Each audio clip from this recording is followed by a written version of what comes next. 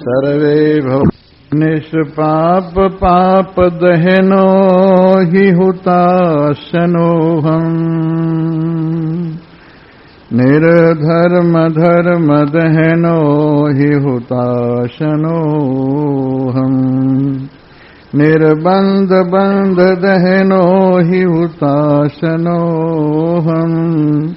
ज्ञानामृतं समरसं गगनोपमोऽहम्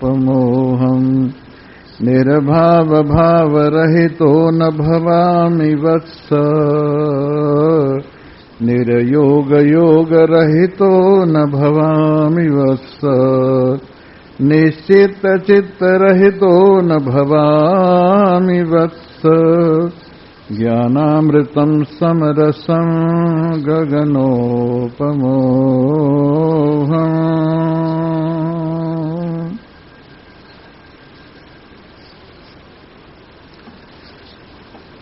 उपस्थित भाग्यवान श्रोता वृंद, भगवान की असीम महान महती विशेष करुणा भरी दया भरी दृष्टि के पात्र हम लोग हुए हैं। ये हमारा बड़ा सौभाग्य है। चाहे हमें कोई प्यार न करे, चाहे कोई हमें स्वीकार न करे, लेकिन परमात्मा देव ने यदि हमें स्वीकार कर लिया है तो इससे बढ़कर और कोई स्वीकृति नहीं और इससे बढ़कर कोई भी सौभाग्य नहीं। भगवान ने हमें स्वीकार न किया होता तो हमारे हृदय में भवसागर से पार होने की लगन जागृत न होती, क्योंकि कहा गया है इस रास्ते में किसके पैर रखे जाते हैं? पाव देव एह मार्ग सोई, जापे कृपा राम की होई। इस परमार्थ के पथ में उसी के चरण प्रसरित होते हैं, आते हैं, जिस पर भगवान की कृपा होती है।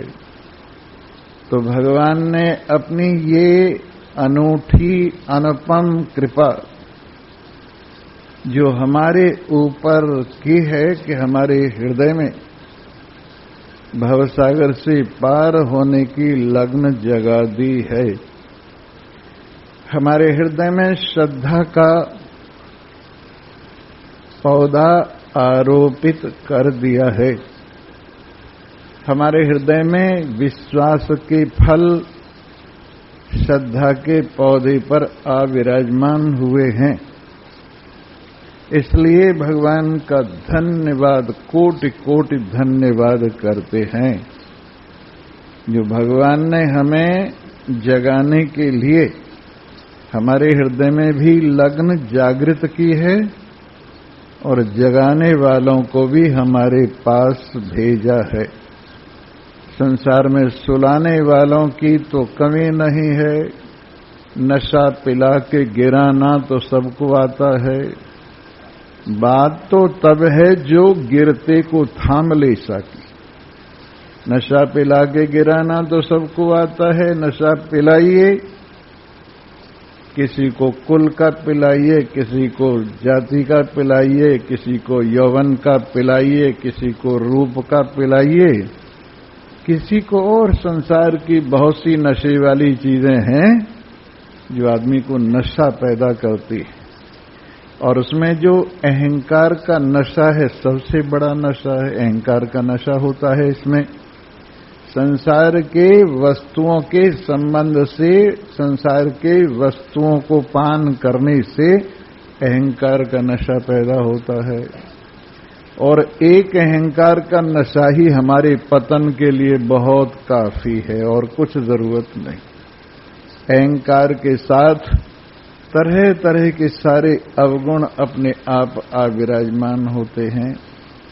इसलिए संसार का कुसंग, संसार के साथी जो नशा पिलाकर गिरा देते हैं, ये तो सब कोई कर सकते हैं, इसमें कौन सी बड़ी बात। नशा पिला के गिराना तो सबको आता है, बात तो तब है जो गिरते को थाम ले साकी। ए पिलाने वाले, बात तो तब है जो गिरते को थाम लेवे। कोई गिर रहा हो उसकी भुजा पकड़ लेवे, कोई लुढ़क रहा हो उसको संभाल लेवे, कोई कुपथ पर जा रहा हो उसको रोक लेवे, कोई कुसंग में जा रहा हो उससे हटा लेवे। सचमुच ऐसा साकी जो भगवान के गुणानुवाद पिलाने वाला है, ज्ञानामृत पिलाने वाला है, ऐसा संसार के अंदर कोई साकी, कोई साथी नहीं है। इसलिए भगवान ने कृपा की है। हमको संभालने वाले संतों की कृपा हमारे ऊपर हो रही है। हमारी भुजा उनको पकड़ा दी है जो भवसागर से पार ले जाते हैं। हमको उनका सहारा दिला दिया है, जो सबसे बड़ा सहारा परमात्मा का सहारा है, वो सहारा प्रदान करते हैं। भगवान को हम धन्यवाद, पुनः पुनः धन्यवाद देते हैं। हे प्रभु, अब थोड़ा सा हमारा पुरुषार्थ और जगा दीजिए, जब आपने इतनी कृपा की है। मनुष्य शरीर आपने प्रदान किया, बड़ी आपकी कृपा है। मुमुक्षुता का भाव जागृत हुआ, बड़ी आपकी कृपा है। महान पुरुषों से मिलन हुआ, बड़ी आपकी कृपा है। अब थोड़ा सा पुरुषार्थ हमारे हृदय में और जग जाए और हम इस सुयोग का, त्रिवेणी का सदुपयोग कर सकें। मनुष्य शरीर, मुमुक्षुता और महान पुरुषों का मिलन, ये त्रिवेणी का हम सदुपयोग कर सकें और इस त्रिवेणी में गोते लगा सकें। गोस्वामी तुलसीदास जी ने सत्संग को चलता फिरता प्रयाग बताया है और उसमें कहा है ज्ञान इसके अंदर, भक्ति इसके अंदर गंगा है, कर्म इसके अंदर जमुना है, सरस्वती इसके अंदर ज्ञान है। इस तरह से ये तीनों नदियां सत्संग में आकर मिलती हैं, कर्म भी, उपासना भी और ज्ञान भी। ये तीनों नदियां जहां मिलती हैं वो सत्संग, चलता फिरता प्रयाग है। प्रयाग में जैसे बट वृक्ष है, यहां भी अपने धर्म में दृढ़ विश्वास ये बट वृक्ष है। अपने धर्म में दृढ़ विश्वास ये बट वृक्ष है जो इस सत्संग के प्रयाग के साथ साथ चलता है। और यहां पर कुंभ लग रहा है प्रयाग में, जहां कहीं ये प्रयाग जाता है वहीं अनेक संत लोग, अनेक सत्संगी लोग, अनेक प्रेमी लोग आकर गोता लगाते। प्रयाग में जाने के लिए हर आदमी की शक्ति सामर्थ्य नहीं है, लेकिन इस सत्संग में जो अपने आप ही चलकर लोगों के पास पहुंचता है, ये वो कुआं है जो प्यासों के पास जाकर पहुंचता है। अन्यथा तो प्यासे कुएं के पास जाते हैं, परंतु ये चलता फिरता महान पुरुषों की कृपा से ये जो जंगम तीर्थ है, चलता फिरता तीर्थ है सत्संग, ये सचमुच भगवान की कृपा का असीम फल है जो चलता फिरता सत्संग प्रयाग हमें मिल रहा है। और हम गोते लगा रहे हैं और कह रहे हैं हर हर महादेव, हर हर गंगे, हर हर परमात्मा देव। वाह वाह, प्रातः काल में ही गोता लग जाता, सारा दिन अच्छा निकलता है। First impression is the last impression, एक कहावत है, जो पहले प्रारंभ में प्रभाव पड़ता है वो सारे दिन रहता है। तो आप अपने जीवन की पोथी पर, जीवन की पोथी के प्रातः काल के प्रथम पन्ने पर आप सत्संग का महावाक्य लिखते हैं और इस तरह से आज का दिन जो आपके जीवन में है वो आपके लिए बहुत ही शुभता लेकर आया है। कौशल्या जी ने जब भगवान श्री राम प्रकट हुए, पहले जन्म में इन्होंने तप किया था, मनु और शत्रुपा के रूप में तप किया था और भगवान ने प्रसन्न होकर वरदान दिया था कि मैं आपके यहां प्रकट होऊंगा। बोलो और क्या चाहते हो? तो दशरथ ने तो ये मांगा कि मैं आपका विरह सहन न कर सकूं, और आप अलग होएं, अलग होते ही मैं प्राण परित्याग कर दूं, मुझे ऐसा वरदान दीजिए। लेकिन कौशल्या ने भगवान से ये मांगा, प्रभु मुझे हिम्मत दीजिए, मुझे साहस दीजिए, और बड़ी से बड़ी आपत्ति में भी मुझे खड़े रहने की शक्ति दीजिए। बड़ी से बड़ी आपत्ति में मैं डावाडोल न हूं और मेरा हर दिन आपके चरणों में लगा रहे। जब भगवान श्री राम वापस आए, कैकेयी से सबसे पहले मिले, फिर सुमित्रा और कौशल्या से मिले, तो कौशल्या ने कहा, प्रभु जो दिन आपको बिना देखे गए हैं, भगवान मेरी आयु में उन दिनों को न गिने। जो दिन आपके दर्शन के बिना गए हैं, उन दिनों को भगवान मेरी आयु में न गिने, क्योंकि वो बेकार चले गए हैं। इसलिए सौभाग्यवान हैं हम लोग, प्रातः काल में ही भगवान के गुणानुवाद गाते हैं, अपने स्वरूप का बोध सुनते हैं, अपने प्रियतम अपने आत्मदेव से रोज मिलन होता है, और रोज मिलते हुए सारी व्यथा प्रातः काल में ही झाड़ कर सारे दिन आनंद से बीतता है। और यदि शाम को भी सत्संग मिल जाए तो फिर तो कहना क्या है, चुपड़ी और दो। इस तरह से ये हमारा सौभाग्य है, और उसमें भी उच्चतम सौभाग्य वेदांत का श्रवण है। सबसे ऊंचा सौभाग्य वेदांत का श्रवण है। और चीजें तो रास्ते की चीजें हैं, लेकिन अंतिम सत्य यही है, अयम आत्मा ब्रह्म। ये वेद का अंतिम भाग होने से वेदांत कहलाता है। वेदानाम अंतः, वेदानाम शिरोभागः, वेदानाम सारः वेदांतः। इस तरह से जो वेदों का अंतिम भाग है, जो वेदों का शीर्ष स्थल है, जो वेदों का सार है, वो वेदांत अपने स्वरूप का बोध, ये हमें सुनने को मिलता है। इसके सुनाने वाले कहाँ मिलते हैं, इसके सुनने वाले कहाँ मिलते हैं। भगवान कहते हैं, आश्चर्य है जो इस आत्मज्ञान को कहता है, आश्चर्य है जो इस आत्मज्ञान को सुनता है।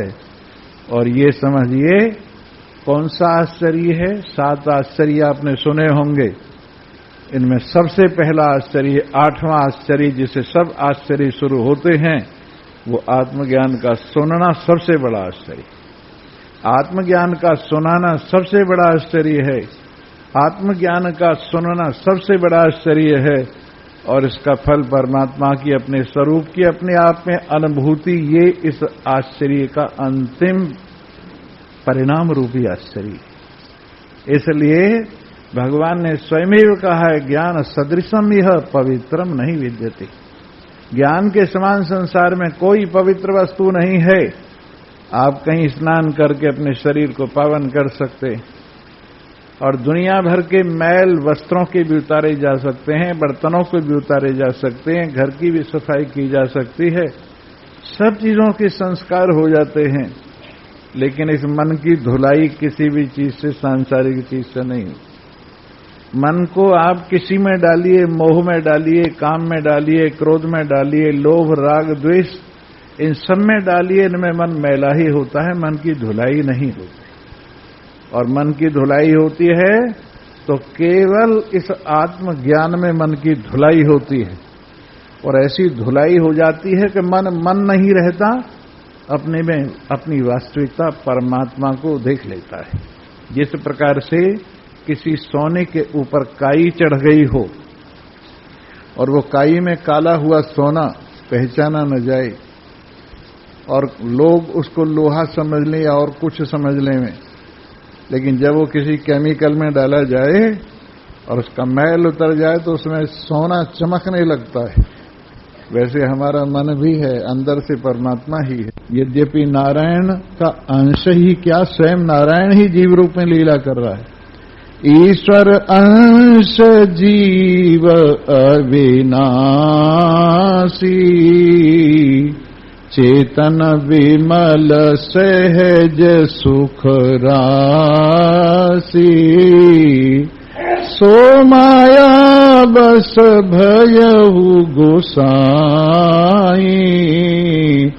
फस्यो कीर मर कट की नाई।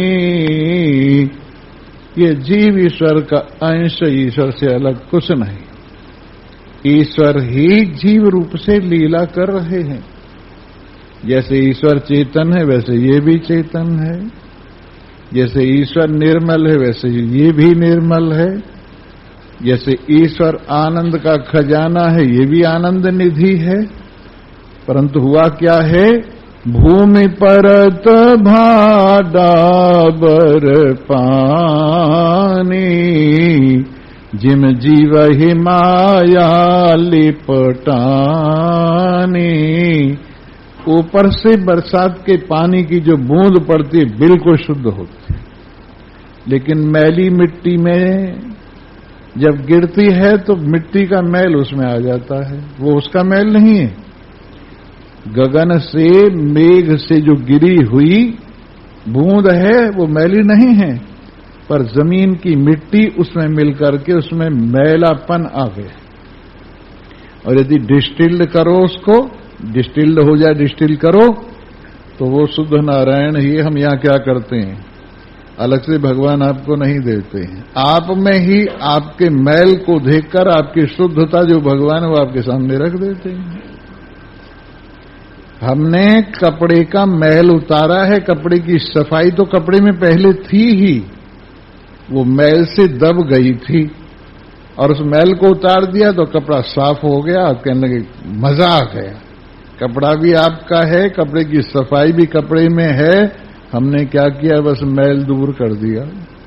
उसी प्रकार से आपकी शुद्धता भी आप में है, आपकी सच्चिदानंदता भी आप में है, लेकिन नासमझी से जो कालापन आ रहा था वो हमने साफ कर दिया, और आप जो के त्यों जैसे पहले थे वैसे ही अब भी हैं। इसलिए सो माया बस भयहु गोसाई, फस्यो कीर मर कट की नाई। ये पक्षी पकड़ने वाले क्या करते हैं, ऊपर पेड़ के ऊपर एक फिरकी लगा देते हैं। एक यंत्र होता है घूमने वाला, वो फिरकी उस पे लगा देते हैं, और जब पक्षी तोता वगैरह आके बैठता है पोपट, तो वो जो है घूम जाता है उसकी वजह से। और वो फिरकी जब घूमती है तो वो उसके पैर ऊपर हो जाते हैं और शरीर नीचे हो जाता है, सिर नीचे हो जाता है, और वो ये समझता है कि इस लकड़ी ने मुझे पकड़ा हुआ है, इस फिरकी ने मुझे पकड़ा हुआ है, और ऐसे ही लटका रहता है। हालांकि उसके पंजों ने उसे पकड़ा हुआ है, पर वो ये समझता है कि इसने मुझे पकड़ा हुआ है। और पक्षी पकड़ने वाले आते हैं, उसको उसमें से खींच के जेब में डाल ले जाते। ऐसे ही बंदर है, कहीं पर लकड़ी चिरी हुई, उसमें एक फाना लगा हुआ था और वो रखी हुई थी। भाई आधी चिर गई, आध को कल को आरा मशीन से चीर लेंगे, और फाना लगा दिया था, लकड़ी का ही फाना होता जो लगाया जाता।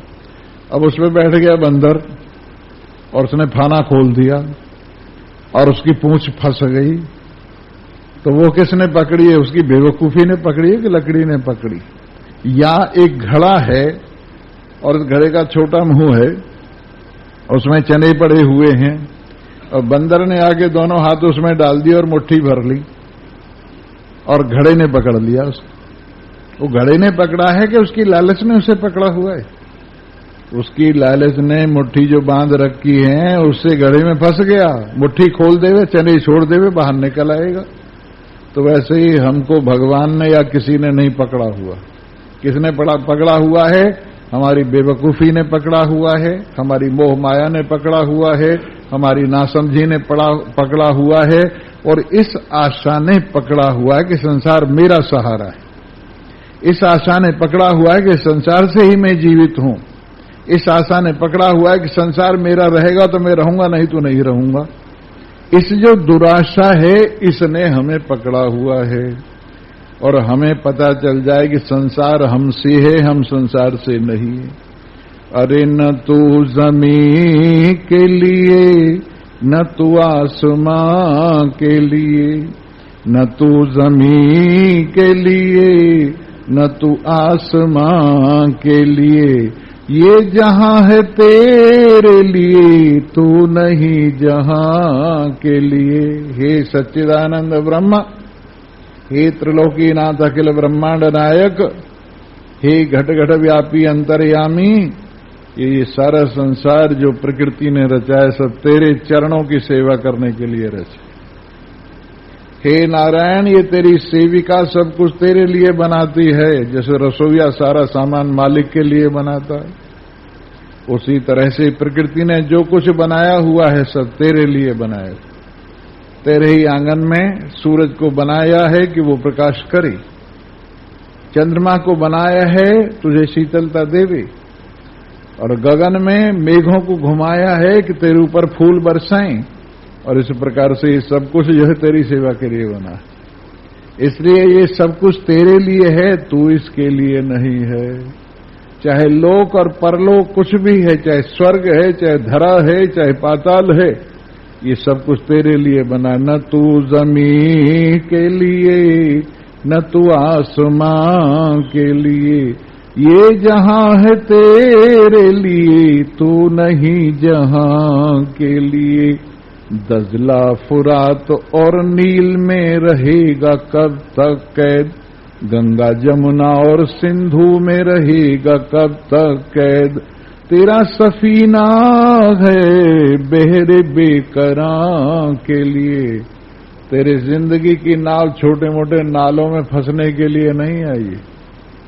तेरे जिंदगी की नाव में गंगावासी हूँ, मैं सिंधुवासी हूँ, मैं नील निवासी हूँ, मैं मिसिसिपी मिसौरी के किनारे रहने वाला हूँ। अरे ना समझ, इतना छोटा क्यों अपने आप को करता है? तू आनंद सागर में विहार करने वाला, छोटी मोटी नदी नालियों में रहने वाला नहीं। तेरे जीवन का जहाज तुझे जो मिला है वो परमात्मा आनंद का आनंद लेने के लिए, सागर का आनंद लेने के लिए मिला है, इन विषयों की नदी में डूब कर मर जाने के लिए नहीं मिला है। ये तेरे जीवन का जहाज परमानंद सागर परमात्मा का अनंत असीम अखंड एक रस नारायण का आनंद लेने के लिए है, छोटी मोटी नदी नालियों के लिए नहीं। इसलिए अपने आप को कब तक इनमें कैद रखेगा, छोटी छोटी नालियों में?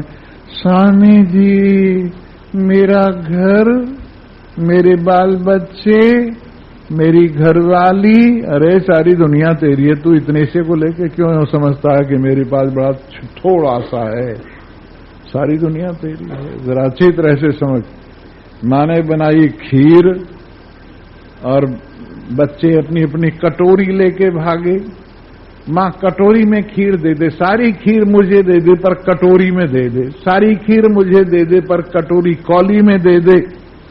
वो कहने लगे, बेटा जितनी खीर है उसके लिए बड़ा बर्तन चाहिए, ये छोटी मोटी कौली में आने वाली खीर नहीं है, ये खीर सारी दुनिया भर को एक बर्तन बना दो, उसमें भी समाने वाली नहीं। तो तुम जो छोटी मोटी कौली लिए फिरते हो, मेरा घर, मेरा दर, मेरे बाल बच्चे, मेरा ये मेरा, छोटी छोटी कटोरियां इनको लिए फिर रहे, और इसमें कहते हो आनंदित कर दो स्वामी जी। आनंद कहां पर हो? उसमें तो बर्तन ही छोटा है तुम्हारे पास। ये जो तुम्हारा बर्तन है जिसे तुम लिए फिर रही हो, ये तो बर्तन बहुत छोटा है। पहले बर्तन बड़ा करो। फर्स्ट डिजर्व देन डिजायर, सबसे पहले अपने अंदर पात्रता तो लाओ, और जब पात्रता आएगी तो फिर ये अनंत आनंद तुम्हारा ही तो है, तुम्हें जरूर प्राप्त हो जाएगा। पर अपने आप को विशाल कर, खुद ही को कर बुलंद इतना कि हर तकदीर से पहले खुदा बंदे से खुद पूछे, अरे तेरी रजा क्या है? हाथ जोड़कर भगवान भी पूछे, कहो हजूर तुम्हारी तकदीर में क्या लिख दूं? अपनी महिमा को इतना ऊंचा कर, मांगने वालों में शामिल मत हो।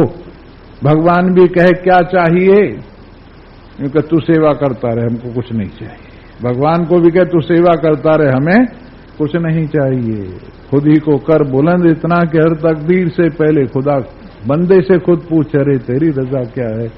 परंतु ये अपनी महिमा का ज्ञान अगर हो जाए तो जीवन में से दीनता निकल जाए, और जरा से राशि बात के लिए आदमी परेशान होता न फिरे। ऐसा अमित आनंद, ऐसा असीम आनंद, ऐसा बेहद मजा महान पुरुष हमारे पात्र में, जो हमारी जिज्ञासा का पात्र है, मुमुक्षुता का पात्र है, श्रद्धा विश्वास का पात्र है, हमारी एकाग्रता का पात्र है, इस परमानंद को परोस देते हैं। और कल मैं बता रहा था, अपने बच्चे को दूध पिलाते पिलाते मां कितनी खुश होती है, वैसे महान पुरुष भी जब इस आनंद को परोसते हैं तो प्रसन्न होते हैं। ये उनकी दिल की चीज है, ये उनके हृदय की चीज है, ये उनकी सारी जिंदगी की कमाई है। जैसे दिन भर की कमाई मां के पास दूध है और वो बच्चे को पिलाते हुए खुश होती है, उसी तरह से सारी जिंदगी की कमाई महान पुरुषों का ज्ञान है। और जब कोई इसको ग्रहण करता है श्रद्धा और विश्वास से, तो महान पुरुष इतने प्रसन्न होते हैं, इतने प्रसन्न होते हैं, ढूंढते फिरते हैं, मेरे पास इतना आनंद है, कोई है ग्राहक? मेरे पास परमात्मा का प्रेम है, कोई है ग्राहक? मेरे पास शास्त्रों का सार है, कोई है ग्राहक? मेरे पास सारी तपस्या का फल है, कोई है ग्राहक? ग्राहक ढूंढते फिरते, महान पुरुष ग्राहक ढूंढते फिरते हैं कि कोई लेने वाला हो। और जब कोई लेने मिल जाता है, जैसे रामकृष्ण परमहंस, उनके पास बहुत माल जमा हो गया, और बहुत माल जमा हो गया, भी सोचते थे किस पात्र में रखूं, कोई पात्र होना चाहिए जिसमें ये माल रखूं। और रोज मां के सामने कह देते थे कि तूने मुझे इतना मालदार कर दिया है, आगे उत्तराधिकारी भी तो दे, इस माल को मैं कहां रखूं, मेरा उत्तराधिकारी होना चाहिए। तो जब पहले पहले स्वामी विवेकानंद नरेंद्र आए, एक प्रोफेसर थे, स्वामी रामकृष्ण परमहंस के पास आया करते थे, उन प्रोफेसर के साथ वो आए, और जब वो आए और स्वामी रामकृष्ण परमहंस ने देखा तो कहने लगे, आ गया, मेरे ज्ञान को लेने वाला अधिकारी आ गया है। कहने लगे, बेटा तुम रोज मेरे पास आया करो, तुम्हारे देखने से मुझे बड़ा मजा आता है। पहले पहले तो नरेंद्र ने ये समझा पागल है साधु, ये पागल है, मुझसे इतना मोह क्यों करता है, मेरे में क्या खास बात है। लेकिन धीरे धीरे उनको भी पता लगने लगा कि मेरे में इन्होंने कोई विशेषता देखी है जिसकी वजह से ये मुझे इतना प्यार करते हैं, और कहते हैं कि मेरा माल संभालने के लिए तू ही आया। और इस प्रकार से विवेकानंद को ऐसे नहीं कि हाथ धर के ही ज्ञान दे दिया, बहुत दिनों विवेकानंद स्वामी रामकृष्ण परमहंस के चरणों में रहे, अपनी आंखों से प्रत्यक्ष उन्होंने ज्ञान की स्थिति, भक्ति की स्थिति देखी। स्वामी रामकृष्ण परमहंस के जीवन को असंगता से संयुक्त देखा, विषयों से परे देखा। धीरे धीरे फिर उनमें इतना विश्वास हो गया कि मुझ में रामकृष्ण बोलता है। जब वो अमेरिका से वापस आए, वहां पर शिकागो में लेक्चर देकर, तो भाई जो गुरु भाई थे उन्होंने पूछा, यार इतनी दुनिया के बीच में तू जो बोला, ये हिम्मत तेरे में कहां से आ गई? बड़े बड़े विद्वान थे वहां तो। कि मैं नहीं बोल रहा था, मुझ में रामकृष्ण परमहंस बोल रहे। यद्यपि उनका शरीर शांत हो चुका था उस समय, लेकिन उनके हृदय में जीवित थे, उनके हृदय में जीवित थे। और यहां तक की बात है कि जब वो विदेश में जाने के लिए तैयारी करने लगे, तो भी उन्होंने देखा कि समुद्र के किनारे वो समुद्र को हटा रहे हैं। बेटा चल, तेरे को रास्ता बना रहा हूं, बाहर जाने के लिए, विदेश में जाने के लिए तेरे लिए रास्ता बना रहा हूं। लोग जो जाते हैं कन्याकुमारी पर विवेकानंद जी का शुभ स्थल देखने के लिए, वो रामकृष्ण परमहंस की ही प्रेरणा वहां से उनको मिली थी। और उनको वहां बैठकर उस शिला पर ऐसा लगा कि जैसे रामकृष्ण परमहंस तेरे लिए रास्ता साफ कर रहे हैं और संसार के लोगों को ज्ञान देने के लिए नाव प्रदान कर रहे। ऐसे महान पुरुष ऐसे अपने ग्रहण करने वालों से प्यार करते हैं। कोई लेने वाला होवे तो क्या नहीं दे देते। आरत अधिकारी जे पावहि, गूढ़ौ तत्व न साधु दुरावहि। अगर कोई सचमुच अधिकारी है, आर्त अधिकारी है, उसका काम नहीं चल रहा है इसके बिना, और वो ये इंतजार कर रहा है या तो इस जीवन में मेरा बेड़ा पार हो जाएगा, और या फिर इससे अच्छा है कि इस शरीर चला जाए। इस शरीर का सदुपयोग नहीं हो पा रहा है, इस शरीर की पात्रता काम में नहीं आ रही है, इस शरीर के बोझ ढोने का कोई लाभ नहीं। ऐसा कोई आर्त अधिकारी अगर कोई होता है तो गूढ़ तत्व न साधु दुरावहि। गूढ़ से गूढ़ तत्व को साधु लोग छिपा के नहीं रखते। सो मेरे मित्रों, अवधूत दत्तात्रेय जी ने तो किसी का नाम भी नहीं लिया कि मेरा फलाना शिष्य है, मैं उनको दे रहा हूं। कोई नाम नहीं लिया, किसी का नाम नहीं लिया कि मेरा फलाना शिष्य है, वो पात्र है, उसको दे रहा हूं। उन्होंने कहा अपने आप ले जाएगा। मैं मस्ती में अपना गान इस वायुमंडल में, वातावरण में छोड़े जा रहा हूं, और जो अधिकारी होगा अपने आप ग्रहण कर लेगा। ऐसे अपने मन के माध्यम से अपने मन को समझाते हुए, मन को चेला बनाते हुए, सबसे बड़ा चेला मन ही। अगर मन चेला बन जाए तो और चेला बनाने की जरूरत नहीं, और मन अगर चेला नहीं बना तो और चेले क्या करेंगे, मन ही जब नहीं मानता। लेकिन अवधूत दत्तात्रेय जी का मन माना हुआ है, और हमारे मन तक पहुंच रही है उनकी बात। उनकी बात हमारे मन तक पहुंच रही है, और वो कह रहे हैं, कल हमने बताया था, वैसे तो मैं स्वभाव से ही निष्पाप हूं, निर्मल हूं, क्योंकि परमात्मा में कोई मैल आ ही नहीं सकता। आत्मा में कोई मैल आ ही नहीं सकता, इसलिए निष्पाप हूं। और जो कुछ पाप की कल्पना मुझ में भास रही है, उसको जलाने वाली मैं ज्ञान की अग्नि हूं। उस भासमान पाप को मैं ज्ञान की अग्नि होकर जला देता हूं। वैसे तो मेरा कोई धर्म नहीं है, पर जो धर्म की प्रतीति, धर्म कहते हैं जैसे वायु है उसका धर्म क्या है, स्पर्श है। अग्नि है उसका धर्म क्या है, रूप है। जल है उसका धर्म क्या है, रस है। अपने अपने गुण।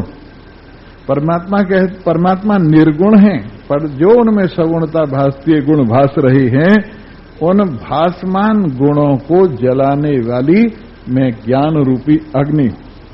वैसे तो मुझ में बंधन नहीं है, पर जो कल्पना से, नासमझी से बंधन की प्रतीति हो रही है, उस बंधन को जलाने वाली अग्नि मैं हूं। इस तरह से मैं ज्ञान स्वरूप हूं, अमृत स्वरूप हूं, एक रस हूं, आकाश की तरह से अनादि अनंत हूं।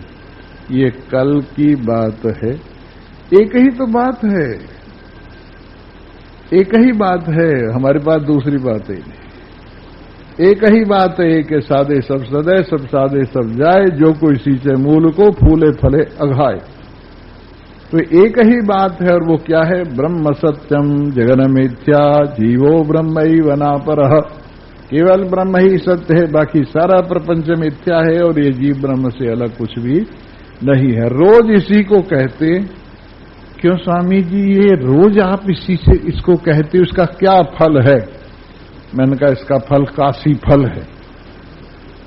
पेठा जो होता ना बड़े वाला, क्या बोलते, भोपला बोलते, क्या बोलते तुम लोग? कोयड़ा, हाँ कोड़ा कहिए, उसको भोपला कहिए, कुछ भी कहिए, बड़ा वाला काशी फल।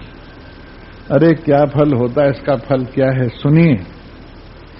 इससे देहाध्यास की निवृत्ति होती है आत्म अभ्यास से। आत्म अभ्यास, रोजाना आत्मा का श्रवण मनन निधिध्यासन, एक ही तत्व को लगातार सुनने से देहाध्यास क्या है, मैं शरीर हूं, ये भाव देह अध्यास है। मैं देह नहीं हूं, पर देह को मैं मान रहा हूं, इसका नाम देहाध्यास। ऐसे ज्ञानेन्द्रिय, कर्मेंद्रिय, प्राण, अंतःकरण के धर्मों को अपने साथ जोड़ना, ये धर्माध्यास है, और ये किसका? ज्ञानेन्द्रिय कर्मेंद्रियों के धर्म का अपने में अध्यास। और इस प्रकार से इस अध्यास की निवृत्ति किससे होती है? मैं आत्मा हूं, शुद्ध सच्चिदानंद ब्रह्म हूं, इससे इस अध्यास की निवृत्ति होती है अभ्यास से, और फिर नारायण ही नारायण शेष रह जाता है।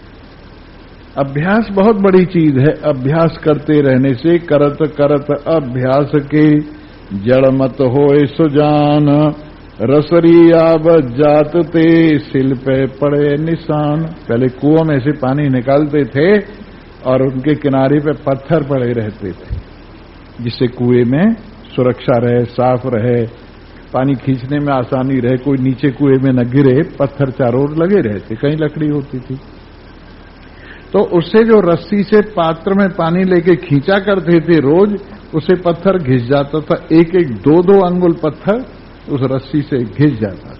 तो एक कहावत बन गई है, करत करत अभ्यास के जड़ मत होए सुजान। पत्थर पे भी निशान पड़ गया। करत करत अभ्यास के जड़ मत होए सुजान, रसरी आवत जात ते सिल पे पड़े निशान। पत्थर पर भी निशान पड़ जाते हैं। इसलिए कोई यूं कहे मेरी समझ में नहीं आया, कल को फिर आइए, मेरी समझ में आया परसों को फिर आइए, देखें कब तक समझ में नहीं आता है। पर पहले ही दिन यूं सोचे एक दिन आए हमारे तो पल्ले कुछ पड़ा नहीं। अरे बहुत दिनों तक आदमी को ये सत्संग करना पड़ता है, तब समझ में आना शुरू होता है। इसलिए निरंतर अभ्यास होना चाहिए। तो जी हां, अब इस बात को वो बता रहे, निर्भाव भाव रहे तो न भवामिता वत्स। बड़े प्रेम से कह रहे हैं, हे वत्स, हे प्यारे मन, हे प्यारे श्रोता, वैसे मुझ में भाव नाम की कोई भाव वाली वस्तु नहीं है, और न मैं भाव रहित कभी होता हूं। मेरे अतिरिक्त मेरे में कोई भाव नहीं, पर भाव हूं मैं। संसार का अभाव है, अपना भाव है। संसार का मुझ में अभाव है और अपना भाव है, इसलिए संसार की ओर से निर्भाव हूं और अपनी ओर से भाव रहित नहीं हूं, अस्तित्व हूं, भाव स्वरूप हूं। इसी प्रकार से संसार से जो योग है वो सत्य नहीं है, निर्योग है, पर अपने से जो योग है वो सदा रहता है, उसमें मुझे कुछ भी नहीं करना पड़ता। ये चित्त जो है वास्तव में कुछ नहीं है, पर मैं स्वयं चेतन हूं और चेतन धर्म वाला हूं, कभी भी चेतनता को छोड़ता नहीं हूं। इस प्रकार ये बार बार सोचे कि मैं एक रस सच्चिदानंद ब्रह्म हूं, और ये सोचने के बाद, विचारने के बाद, जानने के बाद और क्या करने को बाकी रहेगा? कुछ नहीं। शरीर को तान के बैठो, नाक पे ध्यान लगाओ, क्या कर रहे हो? शरीर को तान के बैठो, नाक पे ध्यान लगाओ। अगर भगवान याद नहीं आ रहा तो नाक नाक रह जाएगी, हरिओम तत्सत। या शरीर रह जाएगा? ठीक है, शरीर के तान के बैठो, पर ध्यान भगवान का करो। ध्यान नाक का मत करो, भगवान का ध्यान करो। नाक तो यूं ही लगा रखी है भगवान ने, और नाक पर ध्यान भी इसलिए लगा रखा है कि आदमी अपनी इज्जत आबरू का ख्याल करे। आदमी अपनी इज्जत आबरू का ख्याल करे, इसलिए नाक पे ध्यान करो, अपनी इज्जत का ख्याल करो। अपने जीवन के अंदर जिस लिए आए हो वो काम करो, इसलिए नाक पर ध्यान करने को कहा है। नहीं तो अगर नाक पर ध्यान कर लिया तो जुकाम जुकाम होता रहेगा और कुछ नहीं हो। इसलिए ये जितनी और साधनाएं हैं, उन सब साधनाओं का एकमात्र फल है अपने स्वरूप का ज्ञान। मैं कौन हूं? ध्यान दुई का दिल से छोड़, निर्भय बैठा मूछ मरोड़। कोई दूसरा है नहीं, डर किससे रहा? द्वितीयाद वही भयम भवति। स्वामी जी मुझे बड़ा डर लगता है। कौन तेरे पीछे कोई पड़ा हुआ है क्या? भूत है। ये भूत वूत कुछ नहीं है, ना भूत कुछ है, ना भूत नहीं कुछ है। ले ये जड़ी सूंघ ले। ज्ञान की जड़ी सूंघते ही भूत और प्रेत सब भाग जाते हैं, भूत और भूतनी सब भाग जाते हैं। और नहीं तब तक भूत और भूतनी चिपटे हुए लगते हैं जब तक ज्ञान की जड़ी सूंघी नहीं है। और ज्ञान की जड़ी जैसे ही सूंघोगे किसके भूत और किसकी भूतनी सब छोड़ के भाग जाए सब।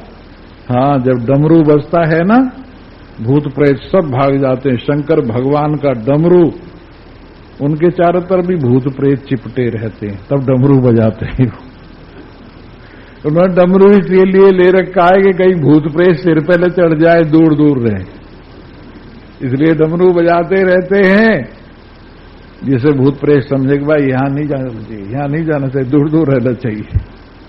इस प्रकार से वास्तविकता ये है कि मैं चिंतन रहित हूं पर चेतन हूं, मैं योग रहित हूं, किसी से जुड़ा हुआ नहीं हूं पर अपने से जुड़ा हुआ हूं, संसार का भाव मुझ में नहीं है पर अपना भाव सदा मुझ में विराजमान है।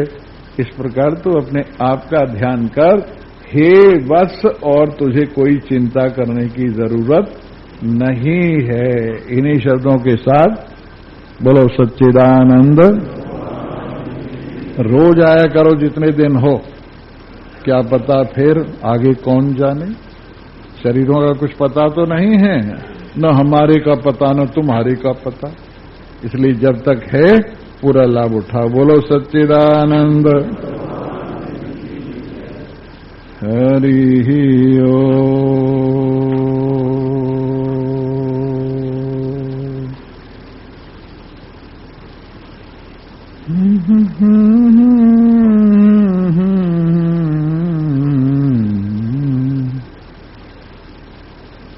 इस दिल के तुम नजदीक जरा से आओ, इस दिल के तुम नजदीक जरा से, है दिल ही में दिलदार की दर्शन पाओ, है दिल ही में दिलदार की, दिल धड़क धड़क कर बोले प्रियतम की खिड़की खोले, दिल धड़क धड़क कर बोले प्रियतम की खिड़की खोले, यह राज समझना है तो प्रीति लगाओ, इस दिल के तुम नजदीक जरा से, है दिल ही में दिलदार की दर्शन, हे प्रतिश्वास पे सोहम सोहम, प्रतिश्वास पे सोहम, अपना जो है हम वो हम, अपना जो है वो हम, या तुम पूछ रहे हो को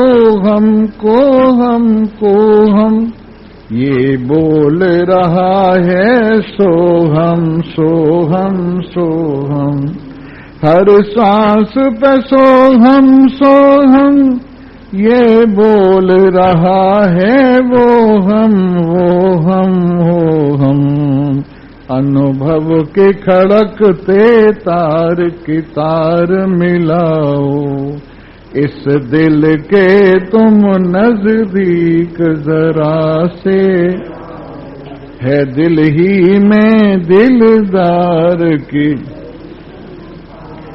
माया का जहां तक घेरा वहां तक है मेरा तेरा, माया का जहां तक घेरा वहां तक है मेरा, इस माया से आगे बढ़कर ज्योति जगाओ, माया से आगे बढ़कर ज्योति, है दिल ही में दिलदार की दर्शन पाओ, है दिल ही में,